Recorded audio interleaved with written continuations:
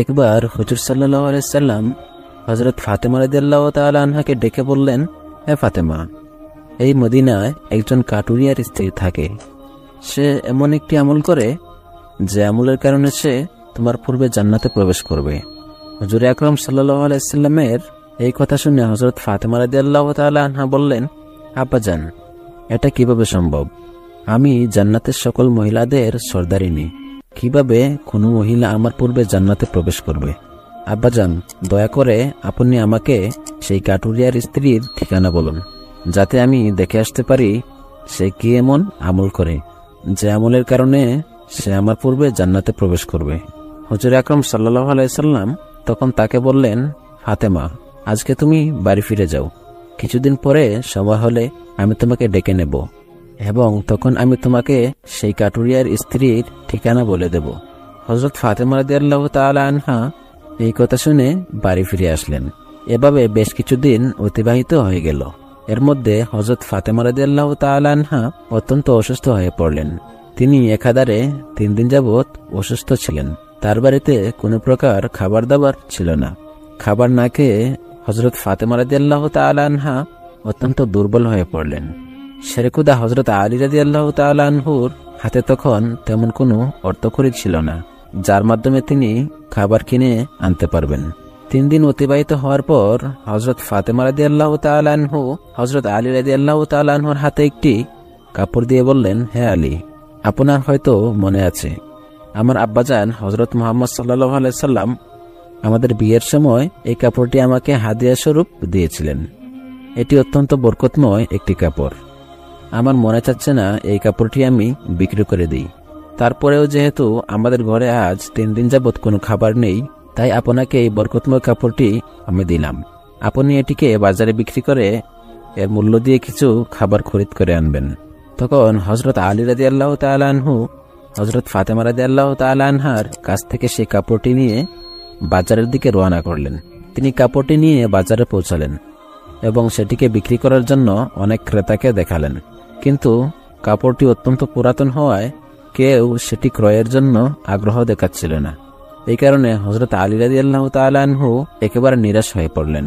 তখন তিনি আল্লাহ তাআলার দরবারে ফরিয়াদ করলেন, হে আল্লাহ, এই কাপড়টি অত্যন্ত পুরাতন, তাই এটি ক্রয় করার জন্য কোনো ক্রেতা আগ্রহ দেখাচ্ছে না।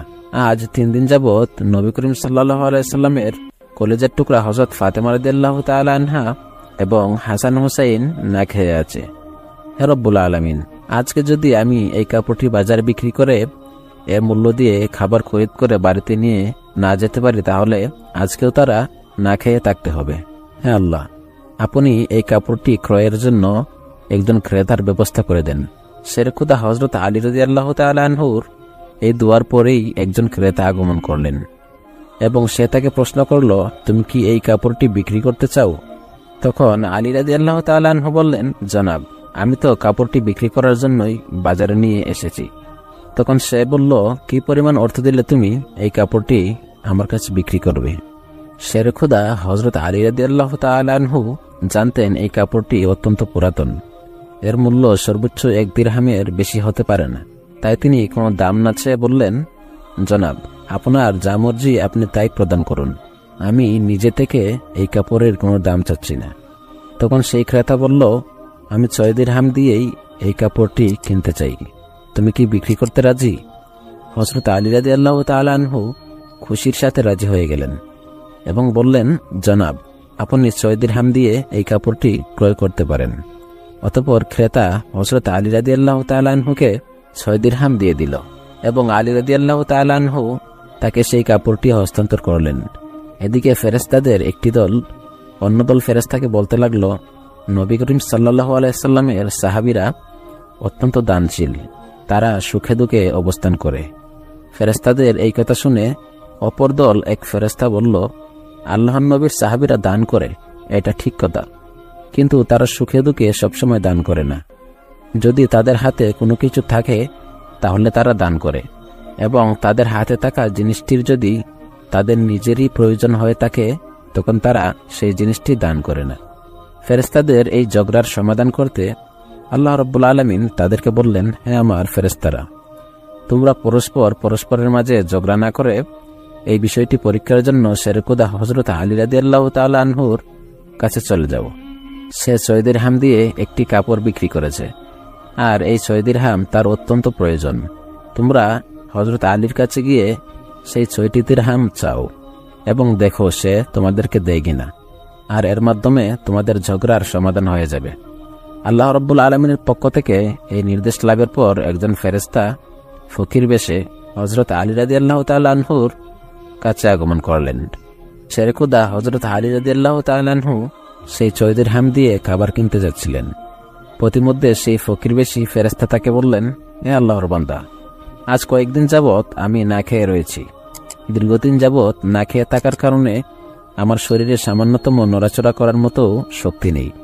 আমি আল্লাহর ওয়াস্তে তোমার নিকট কিছু চাই।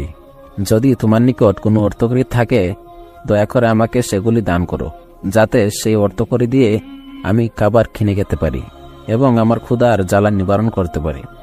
ফকিরের এই প্রার্থনা শুনে হযরত আলী রাদিয়াল্লাহু তাআলা আনহু ভাবতে লাগলেন, হায় আল্লাহ, আজ 3 দিন যাবৎ আমার স্ত্রী এবং সন্তানেরা না খেয়ে রয়েছে।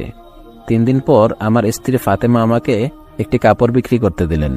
কথা ছিল সেই কাপড় বিক্রি করে তার অর্থ দিয়ে আমি তাদের জন্য খাবার কিনে নিয়ে যাব। কিন্তু এখন আল্লাহর এক অসহায় বান্দা আমার কাছে ভিক্ষা প্রার্থনা করছে। এখন আমি কি করব?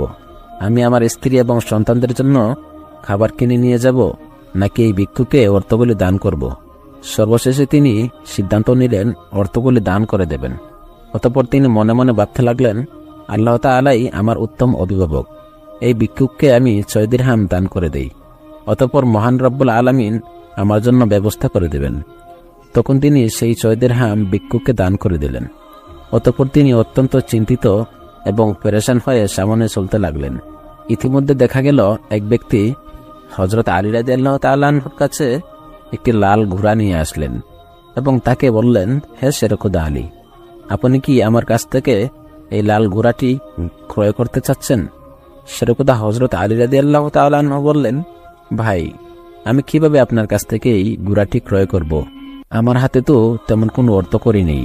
তখন সেই ব্যক্তি বলল, হে শেরকুদা, আমি বাকিতে আপনার কাছে এই ঘোড়াটি বিক্রি করব। আপনি ঘোড়াটি নিয়ে ব্যবসা করুন। এরপর ব্যবসা লাভ হলে আপনি আমাকে এর মূল্য পরিশোধ করবেন।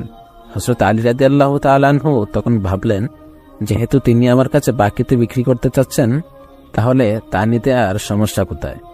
অতঃপর হযরত আলী রাদিয়াল্লাহু তাআলা আনহু বললেন, আপনি কত দিরহামের বিনিময়ে এই ঘোড়াটি বিক্রি করবেন?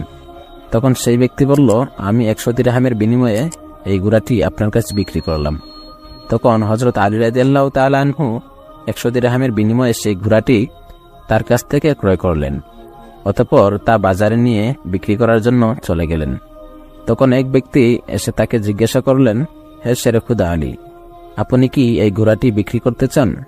তখন আলী রাদিয়াল্লাহু বললেন, ভাই, আমি তো এটি বিক্রি করার জন্যই বাজারে নিয়ে এসেছি। তখন সেই ব্যক্তি বললেন, আপনি কত দিরহামের মূল্যে এই ঘোড়াটি বিক্রি করতে চান? তখন হযরত আলী রাদিয়াল্লাহু তাআলা আনহু নিজে থেকে কোনো দাম না বলে সেই ব্যক্তিকে বললেন, আপনি কত দিরহামের বিনিময়ে এটি কিনতে চান আমাকে বলেন। তখন সেই ব্যক্তি বলল, 160 দিরহামের বিনিময়ে এই ঘোড়াটি আমি আপনার কাছ থেকে ক্রয় করতে চাই। তখন হযরত আলী রাদিয়াল্লাহু তাআলা আনহু চিন্তা করলেন, আমি তো এই ঘোড়াটি 100 দিরহামের বিনিময়ে কিনে এনেছি, আর তিনি আমাকে মূল্য দিতে যাচ্ছেন 160 দিরহাম। সুতরাং এতে আমার সাথে সাথেই অনেক দিরহাম লাভ হবে। তখন হযরত আলী রাদিয়াল্লাহু তাআলা আনহু বললেন, ভাই, আমি আপনার কাছে 160 দিরহামের বিনিময়ে এই ঘোড়াটি বিক্রি করে দিলাম। তখন হযরত আলী রাদিয়াল্লাহু তাআলা আনহুর কাছে 160 দিরহাম দিয়ে সেই ঘোড়াটি ক্রয় করেন। ফলে হযরত আলী রাদিয়াল্লাহু তাআলা আনহু যার কাছ থেকে সেই ঘোড়াটি ক্রয় করেছিলেন তাকে 100 দিরহাম পরিশোধ করার পরেও তার কাছে অবশিষ্ট 60 দিরহাম রয়ে গেল। তিনি আল্লাহর রাস্তায় দান করেছিলেন 6 দিরহাম। আল্লাহ রাব্বুল আলামিন তার বিনিময়ে তাকে 10 গুণ বৃদ্ধি করে 60 দিরহাম ফেরত দিলেন। সুবহানাল্লাহ। 60 দিরহামের বিনিময়ে হযরত আলী রাদিয়াল্লাহু তাআলা আনহু বিপুল সংখ্যক খাদ্য নিয়ে বাড়িতে রওনা করলেন। তখন ফাতেমা রাদিয়াল্লাহু তাআলা আনহা তাকে বললেন, হে আলী, আমি তোমাকে যে কাপড় বিক্রি করতে বলেছিলাম সেই কাপড়ের মূল্য দিয়ে এত পরিমাণ খাদ্য ক্রয় করা সম্ভব নয়। তাহলে তুমি এই পরিমাণ খাবার ক্রয় করার জন্য অর্থকড়ি কোথায় পেলে? তুমি আগে আমাকে এই কথা বলো, তারপরে তুমি বাড়িতে প্রবেশ করতে পারবে। তখন হযরত আলী রাদিয়াল্লাহু তাআলা আনহু বললেন, ফাতেমা, আগে আমি বাড়িতে প্রবেশ করি, তারপরে না হয় তোমাকে প্রকৃত ঘটনাটি খুলে বলবো। কিন্তু হযরত ফাতেমা রাদিয়াল্লাহু তাআলা আনহা তাকে বললেন, আগে আপনি প্রকৃত ঘটনাটি খুলে বলুন। সেরকম হযরত আলী রাদিয়াল্লাহু তাআলা আনহু বললেন, ফাতেমা, তুমি তো ভালো করেই জানো যে তোমার স্বামী হযরত আলী রাদিয়াল্লাহু তাআলা আনহু কোনোদিন অবৈধভাবে অর্থ উপার্জন করবে না, আর আমি যে পন্থায় অর্থ উপার্জন করেছি তা সম্পূর্ণ বৈধ একটি পন্থা। অতএব এই ব্যাপারে তোমার সন্দেহ করার কোনো কারণ নেই। কিন্তু হযরত ফাতেমা রাদিয়াল্লাহু তাআলা আনহু হযরত আলী রাদিয়াল্লাহু তাআলা আনহুর এই কথায় একমত হলেন না। তিনি তেমন একটা বুঝতে চাইলেন না। হযরত আলী রাদিয়াল্লাহু তাআলা আনহু এবং হযরত ফাতেমা রাদিয়াল্লাহু তাআলা আনহার মাঝে এই ঘটনা ঘটার পর কিছুদিন পরে হুজুর আকরাম সাল্লাল্লাহু আলাইহি সাল্লাম হযরত ফাতেমা রাদিয়াল্লাহু তাআলা আনহাকে ডেকে তার দরবারে নিলেন। অতঃপর তিনি তাকে বললেন, হে ফাতেমা, তোমার কি মনে আছে আমি কিছুদিন আগেই তোমাকে বলেছিলাম একজন কাটুরিয়ার স্ত্রী তোমার আগে জান্নাতে প্রবেশ করবে? হযরত ফাতেমা রাদিয়াল্লাহু তাআলা আনহা বললেন, আব্বাজান, অবশ্যই আমার মনে আছে। আমি সেই কাটুরিয়ার স্ত্রীর সাথে সাক্ষাৎ করার জন্য অধীর আগ্রহে ব্যাকুল হয়ে রয়েছি। দয়া করে আপনি আমাকে তার ঠিকানাটা বলুন, যাতে আমি দেখে আসতে পারি সে কি এমন আমল করে যার কারণে সে আমার পূর্বে জান্নাতে প্রবেশ করবে। তখন আল্লাহর নবী হযরত মুহাম্মদ সাল্লাল্লাহু আলাইহি সাল্লাম তাকে বললেন, ফাতেমা, অমুক বনে সেই কাটুরিয়ার স্ত্রী এবং সেই কাটুরিয়া বাস করে, তুমি যাও তার সাথে দেখা করে আসো। হুজুর আকরাম সাল্লাল্লাহু আলাইহি সাল্লামের কাছ থেকে ফাতেমা রাদিয়াল্লাহু তাআলা আনহা সেই কাটুরিয়ার স্ত্রীর ঠিকানা পেয়ে তার সাথে সাক্ষাৎ করার জন্য রওনা করলেন। অতঃপর যখন কাটুরিয়ার বাড়িতে এসে পৌঁছালেন, তখন হযরত ফাতেমা রাদিয়াল্লাহু তাআলা আনহা সালাম দিয়ে বললেন, কেউ কি বাড়িতে আছেন? আমি নবীর মেয়ে হযরত ফাতেমা রাদিয়াল্লাহু তাআলা আনহু বলছি, আমি কি ভেতরে আসতে পারি? বাড়ির ভেতর থেকে আওয়াজ আসলো, আমি পরম সৌভাগ্যবান যে আমার বাড়িতে নবীর মেয়ে হযরত ফাতেমা রাদিয়াল্লাহু তাআলা আনহা আগমন করেছেন। হে আল্লাহর নবীর মেয়ে, আপনি বলুন কেন আপনি আমার বাড়িতে আগমন করেছেন? তখন ফাতেমা রাদিয়াল্লাহু তাআলা আনহা বললেন, আমি আপনার সাথে দেখা করতে চাই, দয়া করে আমাকে ভেতরে আসতে দিন। তখন কাটুরিয়ার স্ত্রী বলল, হে আল্লাহর নবীর মেয়ে, জান্নাতের সর্দারিনী, আপনার সাথে দেখা করার একান্ত ইচ্ছা আমারও ছিল, কিন্তু তারপরেও আমি আপনাকে ঘরে আসার অনুমতি দিতে পারছি না, কেননা এটি আমার ঘর, আর আমি আমার স্বামীকে না বলে কোনো মানুষকে তার ঘরে প্রবেশ করতে অনুমতি দিতে পারি না। দয়া করে আপনি আগামীকাল আসবেন, আমি আমার স্বামীর কাছ থেকে অনুমতি নিয়ে রাখব। যদি আমায় অনুমতি দান করেন তবে কেবল আপনাকে ঘরে প্রবেশ করার অনুমতি দিতে পারব। কাটুরিয়ার স্ত্রীর কাছ থেকে এই কথা শুনে হযরত ফাতেমা রাদিয়াল্লাহু তাআলা আনহু বাড়িতে ফিরে গেলেন। অতঃপর দ্বিতীয় দিন যখন তিনি কাটুরিয়ার স্ত্রীর সাথে দেখা করার জন্য বাড়ি থেকে বের হবেন, তখন হযরত হাসান রাদিয়াল্লাহু তাআলা আনহু তাকে জড়িয়ে ধরে বললেন, আম্মাজান, আপনি কালকে কোথায় ছিলেন? আমি আপনাকে অনেক খোঁজ করছিলাম কিন্তু পাচ্ছিলাম না। আপনি যেখানে যাচ্ছেন দয়া করে আমাকে আপনার সাথে নিয়ে যান। হযরত ফাতেমা রাদিয়াল্লাহু তাআলা আনহা তখন তার বড় পুত্র হাসান রাদিয়াল্লাহু তাআলা আনহুকে তার সাথে নিলেন। এরপর তিনি কাটুরিয়ার স্ত্রীর বাড়িতে পৌঁছে গেলেন। অতঃপর সালাম দিয়ে বললেন, কেউ কি বাড়িতে আছেন?